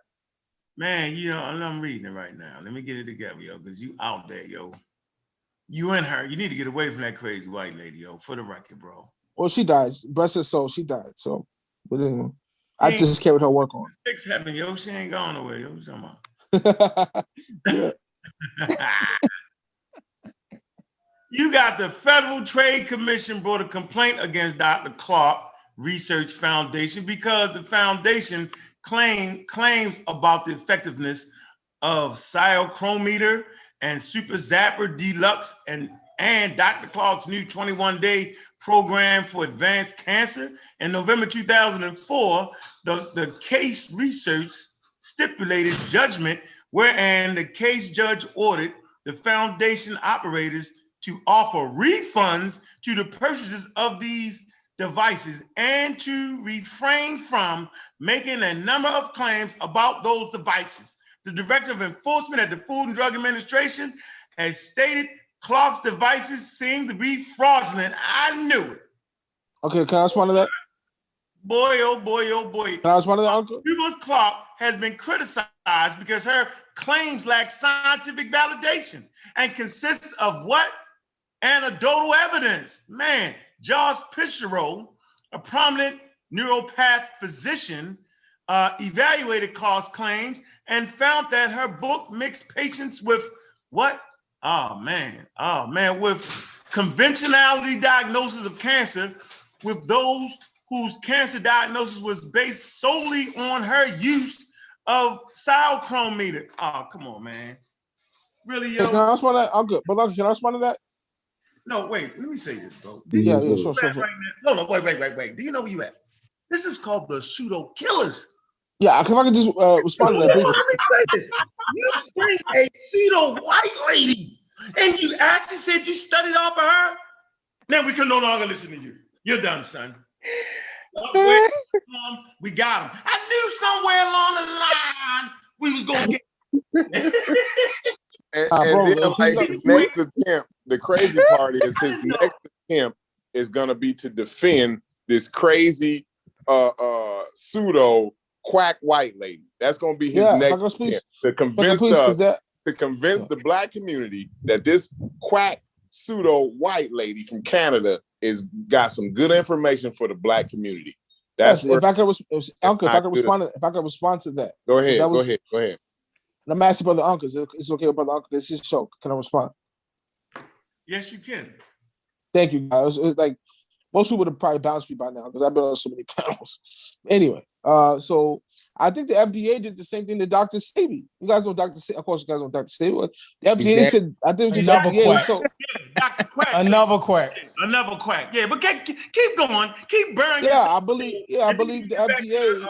Neanderthal. But go ahead. Yeah, thank you, Uncle Man. So honor being on the panel. They did the same stuff to Dr. Sebi. The FDA, I believe it was. He's a quack and his claims about curing this. Now, when there's people who've been cured by Dr. Sebi. Second thing, she developed a device called the Zapper, which kills parasites in humans. And I own a Zapper, and I've killed parasites in my own body with it. So say it doesn't work. It's just not. It's addictive. Wait a minute. It's a what? Okay, so it's something called a Zapper, right? It's a device. Is it one of them things you put outside when you're having a barbecue at night and the mosquitoes fly? That? So you hold No. Is that what it is? No, it's like a device you put on your stomach, or you have you have copper handholds. You can hold it with your hands, or you can put it on your body, and it kills parasites in your body. So you don't fart no more, yo. Oh my God, that's gross. But like I'm saying, so I'm actually, do you fart any more in your life? When you wake up in the morning, when we all urinate, we normally fart. So you saying you no longer do that because you got the Zapper on your stomach? Is that what you're saying? No, what I'm saying that because let's slow it down. Dr. Clark wrote a book on how to create your own Zapper. That's why there's like 100 different models out there, Zapper models. So some have copper handholds. What's the name of it? What's it called? It's called. Just type in Parasite Zapper. It'll pop up. Parasite Zapper. If you can screen share. All right. Parasite Zapper. Boy, you the funniest guy yet. Yo, you made my day, yo. I ain't thought we had no work today, man. Well, let me ask you a question. Have you ever seen these parasites in your body, like through a microscope or some type of diagnostic test? Right. Serious? Uncle, can I respond to that, Uncle, before we go forward? Serious? You can get one on eBay? Yeah, they're on eBay. You can find them on eBay for $30. Let me show you. Are you serious? Here's your screen, ladies and gentlemen, for $36, or you can get the $95. How about the $79 one? Let's get the $149. I bet you the $100. Oh, let's go for the $269. That'll really zap some shit out your body. Man, serious, bro. You can't. Man, you can't make this shit up, man. You cannot make it up. This guy. Here you go. Zapper. Oh man, Hulda Clark, therapeutic generator. Really? No tax. They ain't gonna put no tax on it, bro. How much yours cost, yo? I have multiple models. I had the model you see there called the Zex Extreme model. I had that model and I had the green models. Well, I had two different Zappers. So yo, tell him to give you your money back, yo. Else we coming to get him, yo. Okay, so your friend asked me a question. If I could address what he said, if that's okay. Yeah, go ahead. Yeah, actually, have you looked at parasites under microscope? No, it's like you ever watch the opera, right? Like an opera show, and the singer hits a certain note, and the glass, breaks. You familiar with that? Right. So, like when a singer hits a certain note, opera singer, it'll cause the glass to explode. That's what a Zapper does. It hits a certain note in your body, and it causes parasites to explode. So I could feel the parasites exploding in my body when I was zapping. You could feel them exploding in your body. It's the same way. Do not leave me here, Corey. Do not leave me here. Malcolm, welcome. Fritz, somebody please jump in before I lose my mind. Fritz, No, I'm out. brother, stop. That's you're being silly now. You really are. You really are. That's just we gotta I'm stop out, that. y'all. This was a good Yeah. conversation. God damn. I don't even know where to go with that. Let's get back to something more sensible. Anybody want to jump in? Because I'm running out of time. The time is short. We done zapped out of here. It's 2:37. Zapped out of time here. I'm gonna get off the pseudo train at the zapping. Bit too much for me to bear, ladies and gentlemen. We done went from Noah Ark to the Cosmos to the Zapper.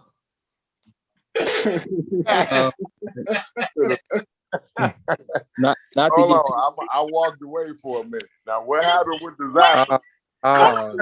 You missed the Zapper? I missed the Zapper. Can't do it. I'm grilling. I'm on the grill right now. Corey, I'm gonna put it up for you. Here you go. I'm gonna put it up for you. Put it up for you. I'm gonna put it up. Here you go, Corey. This guy right here. This guy right here. Look. You see it, Corey? You see it? This is the Zapper. Look, here you go, the Zapper. Look, this is the lady, Hulda Clark, therapeutic generator. They zap parasites out your stomach by rubbing your stomach. Dude, is he serious? Explain the Zapper to concrete, Corey. Yeah, sure. Corey, you there? Before you go there, so Corey, I asked him, how do you know that you zap the parasites? Is there a diagnostic test that you can take where you can see these motherhoppers? Or, you know what I'm saying? And so your response was what again, brother? Yeah, well, it's like when a opera singer hits a certain note at an opera show and it causes the glass cup to explode. She hit a certain note. The parasite zap hits a certain note in your body where it causes parasites to explode. This is the way opera singer would sing it, cause a glass to explode.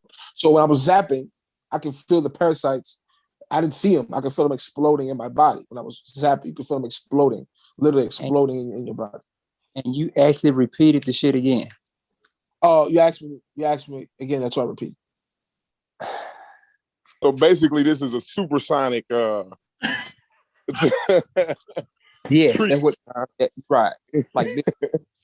So it uses sound waves to zap the worms in the body as if the opera singer hit the high note and she breaks the glass. Okay, I got the concept. That's how it works. That's why Hulda Clark died of blood cancer, because it's called Herxheimer's. The scholars call it Herxheimer's. When you zap parasites, those toxins go to your bloodstream.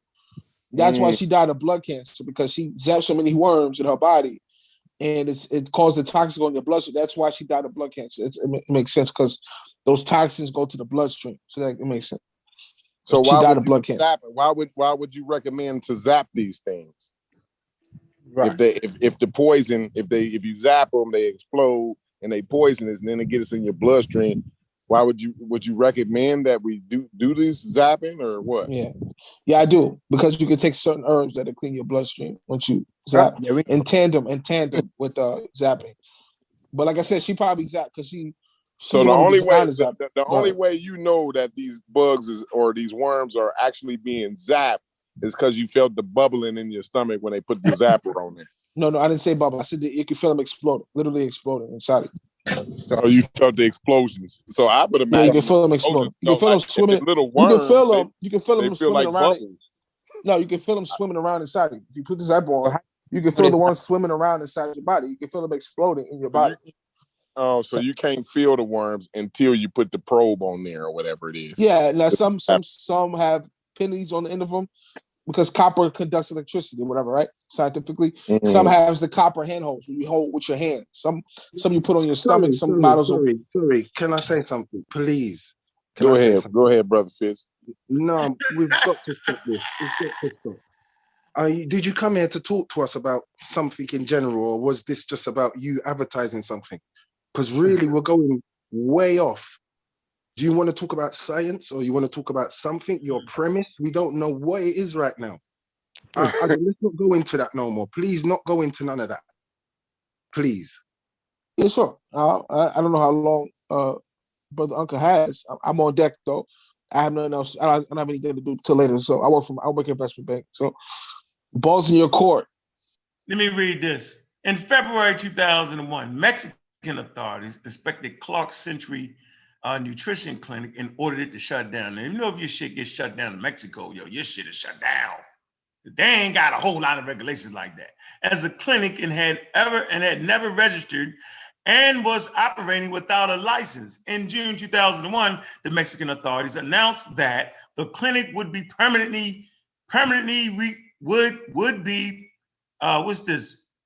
was terminated to reopen. It say, but was prohibited from offering alternative treatments. The clinic was also fined 160,000 pesos, about $18,000, and Clark was barred from working in Mexico, even as a consultant. However, the San Diego Union Tribune reported 2003 that there was evidence that Clark continued to work at the clinic.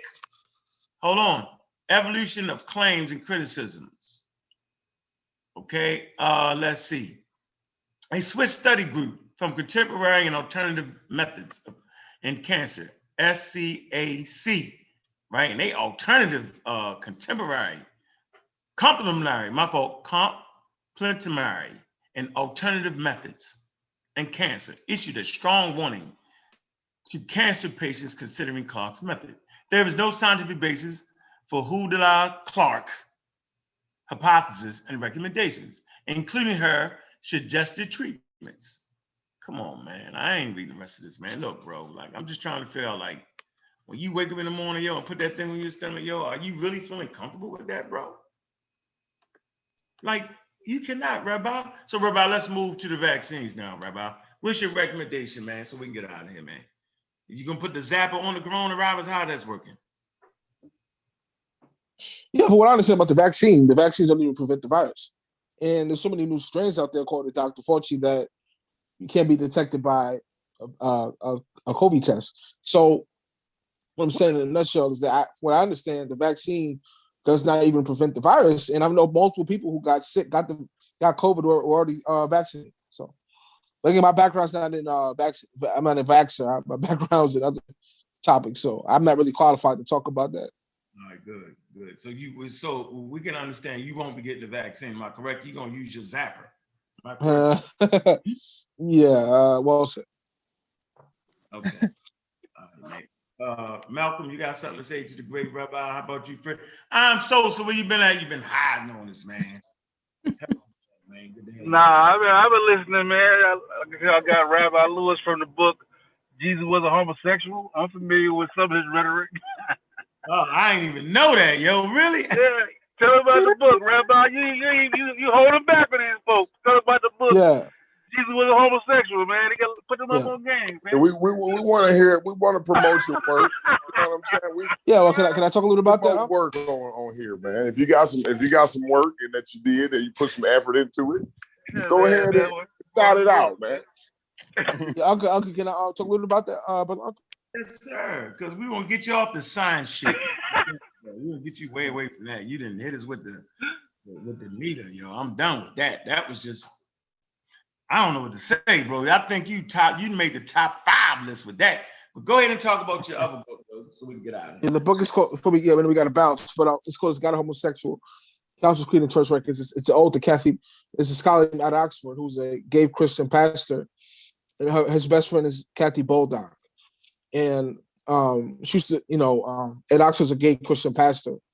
So she reconstructed Leviticus 20:13, verse 8, where it says, if a man allowed mankind is left with a woman, it's abomination that she shall be put to death, right? So she actually linguistically reconstructed Leviticus 18 and Leviticus chapter 20, showing that it's not condemning homosexuality. In fact, she used to collect Bibles in German, Norwegian, Swedish, German Bibles, and all kinds of different Bibles in other languages. And if you go to the word for homosexual there in Leviticus 18 and Leviticus chapter 20, the German word there is Nebenschänder. Now, what does Nebenschänder mean? Nebenschänder means a boy molester in German. Now, the word homosexual is a German word as well. And then it comes to the 1800s. So anyway, so she reconstructed Leviticus 18 and Leviticus chapter 20, where it says a man should not let mankind alive with a woman. They should be put to death. She reconstructed that linguistically. And it inspired my book. I went into her work and my work. Also, she reconstructed Leviticus 18. And also, Apostle Paul's writings, where he uses the Greek word arsenokotai, which means a homosexual. But that's not. If you look at that word in Greek literature, it never means homosexual. It always means somebody who like exploits the poor. You know what I mean? And also, I went into the Sodom and Gomorrah story, reconstructing the Sodom and Gomorrah story. You know, showing that whole story is not what it's trying to say. You can check out the book for that. Oh man. Okay, man. I think they threw her ass out of India everywhere she went, man. But you still hanging on, bro. And she did. Man. Wish she It's like I died. said, you know, Kathy Bolter used to collect Bibles in different languages, like I said, and she reconstructed Leviticus 18, Leviticus 20, where it says you should not allow man contact the woman. And it inspired my work, and I wrote about her work in my book, reconstructing Leviticus and the Sodom and Gomorrah story. You know, like I said this in that year, right? It's like, remember Lot in Sodom and Gomorrah offered his daughter to the mob of homosexuals, right? Like, why would you offer your daughter to a mob of homosexuals? It doesn't make sense. They don't like women. So why would Lot offer his daughter to a group of a mob of homosexuals trying to rape him? Why would you offer your daughter to the mob of homosexuals? They don't like women. It doesn't make sense. I go on and on, but you can check the book out for more. Man. Wow. Okay, so let me see. Your homegirl died from melanoma. That's a blood cancer, yo. Man, she couldn't even save herself, huh, bro? I think I said that already. I think I said she died of blood cancer 10 minutes ago. So I wasn't trying to hide that from the people. I already said she died of blood cancer. You spoke. She was exploding them worms. She exploded too many worms, and she Correct. died. I'm right. Correct. I ain't joking. Like, ain't that what you said? Correct. That's exactly what I said. Yeah. She exploded too many of them worms, man. You can't. Yeah, but I like I tried to hide that from the so people. many like, at a time. You I can't. never tried to hide that from the people. Like I said that 10 minutes ago. Like I already said that. You did. So what kind of blood cancer though? What kind? Melanoma. Melanoma. Yeah. So is that a blood cancer or is that skin cancer? Which one is that? Blood cancer. That's what it say right here. This is a blood cancer. Melanoma? Yeah, it sounds like melanoma. I know what you think. Listen to the It's multiple myeloma. Oh, okay, multiple myeloma. That's a blood cancer. So melanoma, I think, would be skin, but myeloma is in the blood. I was saying it wrong. Yeah, so come on, man. She couldn't even get past that. And her thing, she talked about cancer and being able to do all this and do all that. That's kind of bad, yo. That's kind of bad, bro. Like, she taking people money. You get rid of cancer, but she died from cancer. That's cold-blooded. Like, and that's in the myeloid tissue, so that's typically bone related. If the Zapper calls it bone, it got. Oh boy. So man, look, man, we out of here, man. Any closing statements, man? Let me say this, and I'm gonna pass the mic. What tangle where we weave when we practice to deceive? Science is undefeated. We gonna catch you. We got you. We on the lookout for the pseudos. I had no idea that there was a parasite zapper on planet Earth until today. If we have learned nothing, we have learned something, that there's a pseudo around the corner somewhere waiting to pop up. White people actually lead the way in pseudo literacy. That all this types of information that we get and bring to the Black community, it actually comes from discarded, non-scientific white people. And we said over and over and over again, follow the white brick road. It'll take you right back. Follow the claim, and I guarantee you there will be a discarded European. It happens every time, whether we know it or not.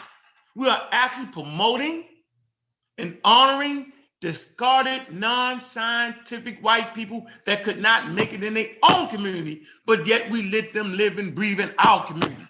It's a bunch of malarkey. It's out of control. And that's why we do what we do.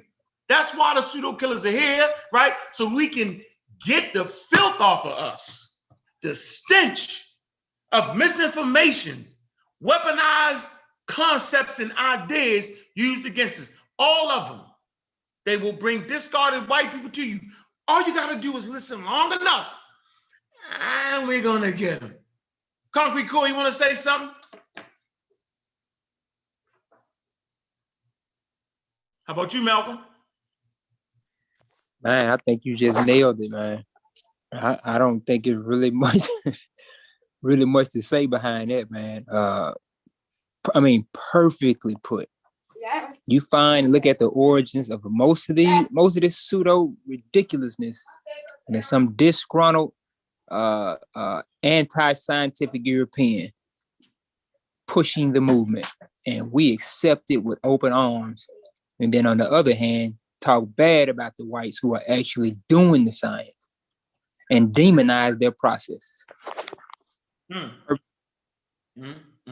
I say this, Unc, I saw the Side show the other day with you and Jabari was handling them boys like the Jedi. Man, I said, woo, swinging them swords like Shinobi. Y'all chopped them folks up, and then the sister called in on the phone, and she broke it all the way down. Man, it was grand opening, grand close. Yeah, that was a great discussion. I just want to add to it. Like, man, same thing what Unc said, man. We bring the white people over here that the white community already threw in the trash. They done threw them in the trash, and they ain't nobody in the white community listening to them no more. And so then they come to the black community, and like brother Malcolm said, we welcome them in. We welcome them in with open arms. You know what I'm saying? And open ears. We all ears and all arms for the white pseudos. You know what I'm saying? But yet we got black people in the community that's trying to call us police and agents and this and that and the other. And we ain't asking for $1.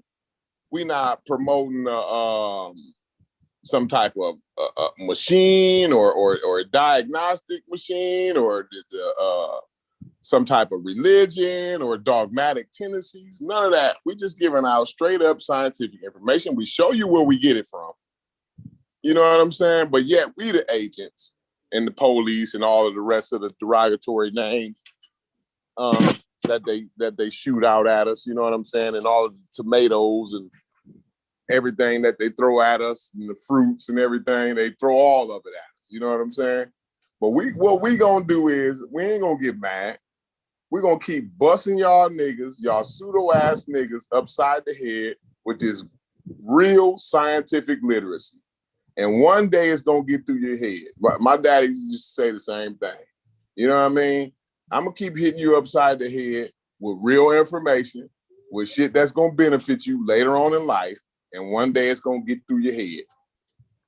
But again, a lie will make it all the way around the world and back. And the truth still trying to tie his goddamn boots up. Mm-hmm. Let's get our asses up and get this truth out, y'all. I am Sosa. Where you at? Sure, I'm right here, man. I just hop on to say peace to everybody, man. I heard it. It was hilarious. But, you know, it's very entertaining, man. That's all I got, man. Peace. A hell of a try there, boy. It was a hell of a try. Hell of a try. Who else we got on here? Who else we got? Fritz? Yeah. I don't know what to say about that. But Malcolm and Corey hit the nail on the head, and you. Basically, they're taking debunked European pseudoscience and regurgitating it back to everyone and putting their own little twist on it as well. And then complaining about the same people who they say are the ones that are pseudo. So I don't really get it. I'm lost. I don't know what Rabbi Lewis was trying to prove today or what he was trying to say. I'm still lost. And good luck to you, brother. Mm-hmm. Yeah, we're gonna get him good luck. We're gonna get some good luck to him, man. Hey, man, make sure I go to Abjuware, man. All right, support, man.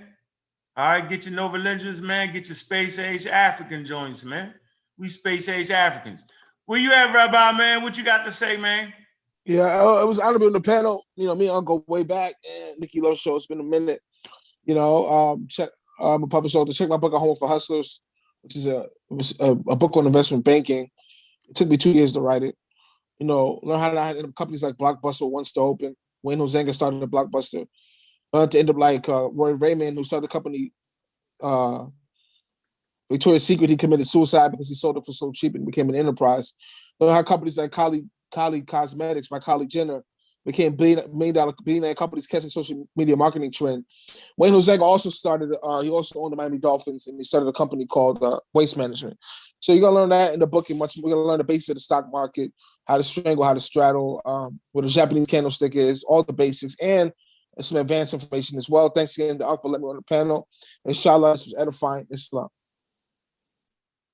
Hey man, make sure y'all get the Pseudo Killas, man. We got the sweatshirts, hoodies, shirts, all that, man. The summer wear is out already, man. With all the logos, man. Y'all already know what it is, man. We're gonna keep banging for that scientific literacy, man. I enjoyed the show, man. Our guests, hopefully we can get another guest up in here, man. And just keep it popping and rocking around here, man. We just want to make sure that we actually know the difference, man, and what we're doing and how we doing it. We definitely want to make sure we stay on topic like that, man. Hey, if you ain't got your vaccination, man, go ahead and get your shot, man. Keep it up, man. And let me say this, man. Hey, Rizza Islam, I see you. Look, man, with that, man, look, we out, man. Appreciate everybody coming through. Hey, hold on. One more thing. For my brothers and sisters over there in Europe, stop listening to these niggas over here in the United States. These niggas is pseudoed out, man. And y'all and then y'all come back on an African American channel and try to bring us the same bullshit that the pseudo, like we already debunked that. We already been through it already, y'all. Just don't. The Americans is a bad influence on our European brothers. Get better information, y'all. That's all. I'm gonna leave it at that. Oh man, yeah, we're gonna leave it at that, man. Hey, man, we're gonna be back on this week, man. You know, we ain't been around for a while. We just been chilling and studying up, man. Hey, man, make sure you support, man, the Science with Sean, man. Support the Kofi Pie research team, man. Get the books, man. All right, get the books, man. Gotta get the books, man. All right, man. Support that, man. They all here, man. All right, man. Make sure y'all get the Chronology of Human Evolution. All right. Let me see. Man, let me see. Hold on. While we at it, man. A good starter kit for those who want to get evolution started, man. Dr. Bennett's work, man. That's a starter kit for y'all. Most people don't even know that. That's definitely a starter kit. All right. Make sure you get that. All right. Then your next book to read, your Evolution right here, man, by Donald Plethoro. There you go. Yeah, you see that tetralink fish on there, man. The fish does push-ups, man. That's the fossil right there, man. Hey, man, make sure y'all sign up for Scientific Magazine, man. Here go one. How We Conquered the Planet. Our species wielded the ultimate weapon, cooperation. There you go. Yeah, man, that magazine's gonna cost as much $10, man. You can stay up, man. All right, staying all the way up. What else we got here in our bag of tricks? Yeah, we know we got the Cosmos, the new Cosmos, man. Get that book right here, man. Basic information, man. Sometimes y'all try to go too damn complex. You need to go here to get the basic information. Man, Hubert Harrison. All right, man. Black atheist in Harlem. All right, he actually ushered in that form of information the way we do it, yo. The great wise old ancestor right here, man. All right, so yeah, man, with that, man, I want to make sure that we stay on course. Hold on. For all y'all, Chronology of Human Evolution, man. It's my joint right there, man. I'm working on my second one. All right, then I'm gonna do the upgrade to this. We standing tight, man. Here you go. Here's another one, yo. The book that changed America: How Darwin's theory of evolution ignited a nation. All y'all like reading up on Charles Darwin, man. Here's another one. Here you go. Darwin's Sacred Cause, Race, Slavery, and the Quest for Human Origins. It's another one, yo. We stay reading something around here, man. Stay up on our A game, man. So yeah, that's what it is, man. Appreciate everybody coming through. It was a lovely show. I had fun, man. Appreciate the guests, man. Man, we had 100,000 people in the chat room, man. That was good. Yo, and we'll be back on this week, man. Hey, follow me on Facebook, man. It's a blast. We doing what we got to do, man. Hey, like our Pseudo Killer page, man. Get on there and join the group, man. Hey, with that, man, Pseudo Killers on deck, man. I'm a Raw Squad up. Kofi Pie Side Research Team. My